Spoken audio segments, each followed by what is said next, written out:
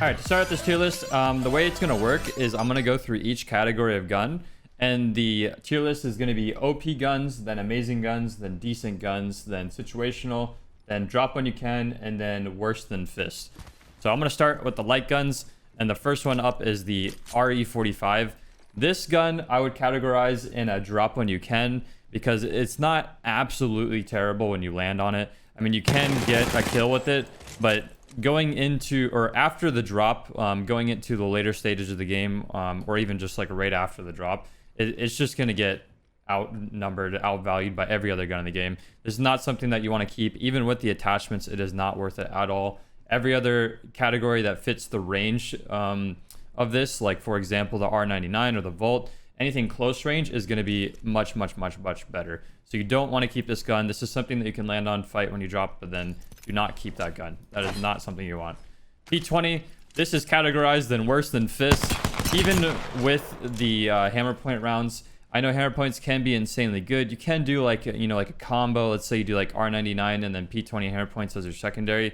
It can be good, but it's just super situational. I'm going to say worse than fist, but if you do have hammer points and you do want to run that setup, then it could be like a situational setup. But what's the point of running P20 hammer points when you can just do like R99 Mastiff or something that's just much better, or do something that's like close range plus long range, because it's just going to hinder your whole setup. It's not something you want. Even without hammer points, this is a very weak gun. I definitely do not recommend the P20, especially if you're trying to climb in ranked. It could be a fun pop gun. All right, the R301, I categorize this gun as amazing. This is going to be your mid-range to semi-long range to semi-close range gun, so mostly mid-range. This gun is an absolute laser beam. Very good. I love to pick up this gun. I would compare this to the same category as like your Hemlock or your Flatline. It's your long-range gun, but it can be good up close. Very good gun. Highly recommend. Extremely strong. If you're going to climb in rank, that is definitely a good gun to pick up. The R99. This is also very strong. I would categorize this in the amazing category under the short range guns or the submachine guns. R99 has always been one of the best guns in the game, but believe it or not, it is not the best close range gun right now, as I'll get into later on in the tier list. The reason this gun is so insanely good is because you don't need like a hop up to make it good. You do need like a decent mag, at least like a blue mag. It has very high burst damage. You can one clip people. Also, it has high mobility when you're scoping in, and the hipfire is very good too. So it's pretty versatile. The biggest flaw with the R99 is the range, but if you do want to climb in ranked, I definitely recommend the R99. It's an amazing gun. Alternator. So alternator, I would categorize as a drop when you can gun, which is just under situational and decent. This gun, it can be okay. The issue with alternator is the time to kill isn't as quick as the R99, and since it is in the same category as the R99, as in close range gun and also light category, this is something that you can pick up and hold until you find an R99. But it's just not going to make it into the late game. This gun is very low time to kill compared to other guns of its category. So definitely okay on the drop. It can be semi-okay into the mid game. It doesn't have disrupt rounds anymore, so I would not recommend this gun if you're trying to climb ranked. All right, Scout. Believe it or not, this gun is very good. This is also in the amazing category. This is one of the best long-range guns in the game, especially on characters like Gibraltar. This gun, one of the best things about it, it has a lot of bullets. It can pump out a lot of damage. Every time you hit someone, it slows them. So if you're shooting them from long range and they're trying to run, it'll slow them and your teammates can kill them very easily. You can also farm your Evo shields with this gun. And even up close, this gun can reliably hip fire very well. So this is one of the guns that Apex Predator players love to use. If you're trying to climb in ranked, I highly recommend the Scout. I would just recommend dropping it or swapping it for a different gun once you get into the late game. All right, so that covers all the light guns. Just to break down the tier list once more. The way I already told you the categories, but I'm not gonna separate each gun in the amazing category. For example, like the R99 and the Scout are both in the amazing category. This is good for close range. That's good for long range. I'm not gonna say which one is better than the other. They're just two different, types of guns. All right, the wingman. This is, I would recommend in the amazing category, especially with the skull pierce hop up. I think skull pierce is much better than quick draw. Quick draw can be okay, but skull pierce just helps you kill people better because of hitting headshots just wins fights. The problem with the wingman is consistency. If you are a very, very, very good player with the wingman, it can pop off. It can be one of the best guns in the game. Believe it or not, this is not a gun that a lot of Pred players are picking up right now because of the consistency factor. Like guns that I'll get into later on, specifically like the R99, for example, it's just so much more reliable for killing people. The problem with wingman is no matter how good you are, you can't hit every single shot, and sometimes you just need consistency for this to matter. The strength of the wingman is that it's good at all ranges. It's good at close range, mid range, and long range. The weakness is the consistency factor of needing to hit every shot. But wingman, still a very good gun. I would put it in the amazing category if you're hitting shots. But weakness is consistency, like I said a couple times already. All right, Spitfire. A lot of people think that the Spitfire is very bad, and I think actually some people think it's very good. I'm kind of in between. I think this gun is situationally is actually pretty good. It's very underrated. The best part about the Spitfire is that you could shoot nonstop without having to reload. Like, you just never have to reload. You could probably kill 3 people in a fight without having to reload this gun. The weakness is its time to kill is much slower than a lot of guns, and also your mobility is hindered compared to like a submachine gun, or I think you actually move slower than assault rifles as well, like the flatline. Could be wrong in that. But anyways, the weakness is definitely the time to kill. Once you go into the late game, Spitfire is going to be outvalued a lot. But this can be a situational gun, especially off drop. I highly recommend the Spitfire off drop because everyone has low HP. Everyone doesn't have good guns. This gun can be very, very, very good off drop. And it can kind of get you in through the mid game. I would just not use it in the late game. If you're trying to climb ranks, that's my tip for that. Hemlock, this is one of the best guns in the game. I put this in the amazing category. It actually might be in the OP category, but I would just put it at the very top end of the amazing category. This gun got buffed, and I didn't play much of last season, but this gun right now is just insanely strong. You put a purple mag on this thing, and you are just gonna fry people in ranked. You can actually, I'm pretty sure you can 2-tap people if you headshot them, you can 2-tap them. But this is one of the best guns in the game. A lot of Apex Predator players are using this. I think a common setup that a lot of Pred groups will do is they'll have one person on light gun, so they'll do like an R301. One person on heavy gun, they'll do like a Hemlock, and then they'll have one person on like energy gun, so you can separate the ammo types a bit. But yeah, Hemlock, one of the best guns in the game. If you want to climb, I highly recommend this. One of the best parts about this gun as well is that it's good up close because you can just spam crouch and go like that. Very reliable, very good, very strong. Flatline, also one of the amazing guns in the game. This is kind of like your, just like Hemlock, it's like your mid-range to long-range, but this gun is more, like Hemlock is better long-range, Flatline is better close-range. So this gun is extremely strong. One of the strengths of this gun is that when you headshot someone, it does 40 damage, so you can technically kill them in 5 bullets if you headshot all your bullets. This is kind of like your beefier R99. So it's like R99, but it gives you a little bit extra range. The hip fire is very, very good on this gun. So if you are playing like Wraith and you're like up close going like this, you have a lot of bullets to shoot. You have 30 bullets with a heavy mag, and the hip fire is reliable. I think the weakness of this gun is the long range, since the recoil is kind of crazy. It's a little hard to control this gun, but once you learn how to use it, it can be very, very strong. You'll see a lot of pros use this in tournaments and high rank play. So that's in the amazing category. Next up is the Sentinel. I would say that this is situational. The reason it's situational is because of the comparison of the other sniper rifles that you can use, which are the charge rifle, the longbow, and the triple take.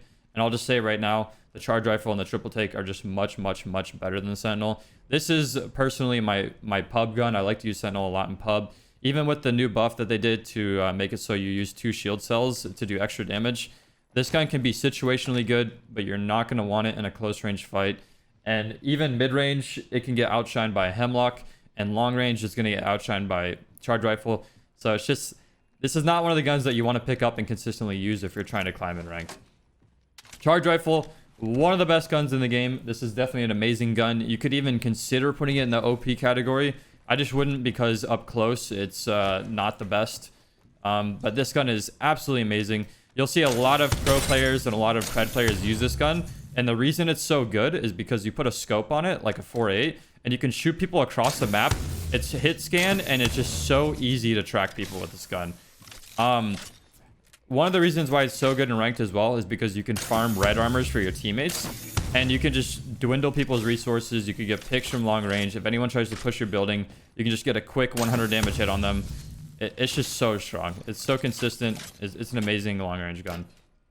All right, longbow. This is kind of stuck in the same category as the Sentinel. I would put this in situational. Even if you get skull pierce on this to do extra headshot damage, it's just kind of like you're using longbow and you're like, when you hit someone, you're just like, I could be using triple take or charge rifle right now. There's no reason to use the longbow over your other options for snipers. It can be good because it's kind of like, you can like quick scope like a wingman sometimes. It's just one of those guns that's just kind of like, why am I using this? I could use a hemlock or I could use a charge rifle. It just doesn't really fit the amazing category. You can't hit a headshot and then body shot someone and do a lot of damage. I don't even think that it can two-shot people unless you hit double headshot. But yeah, longbow, if you're trying to climb in ranked, I would not recommend it. It's still an okay-ish gun. It's situational. It can do work, but you're going to want to drop it for other guns whenever you have the chance.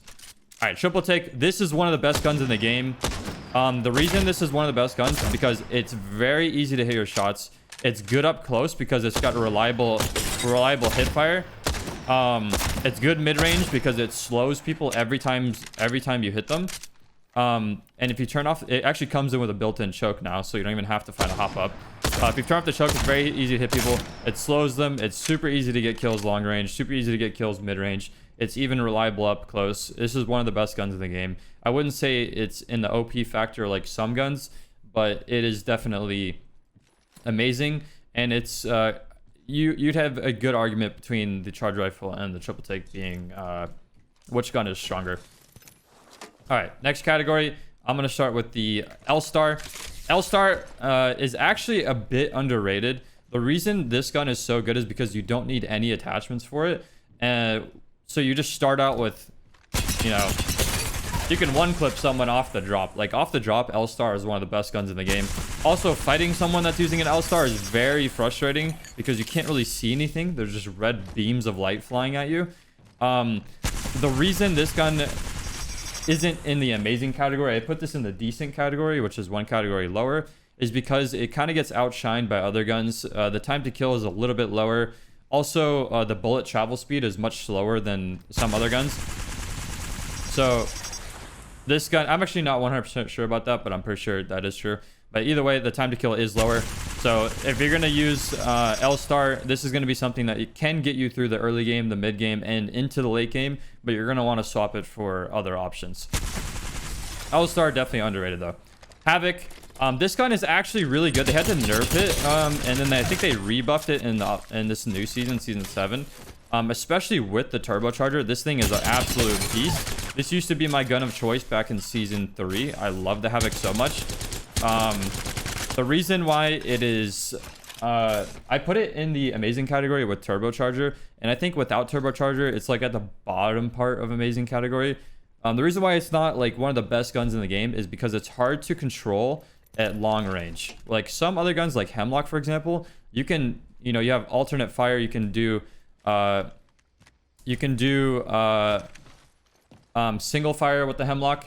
With the Havoc, you don't have the beam fire anymore. So if you're trying to shoot someone that's like really far away, it's just very hard to be consistent with this gun. Up close, it can definitely be an absolute beast, and mid-range, it can be an absolute beast. It can fry people.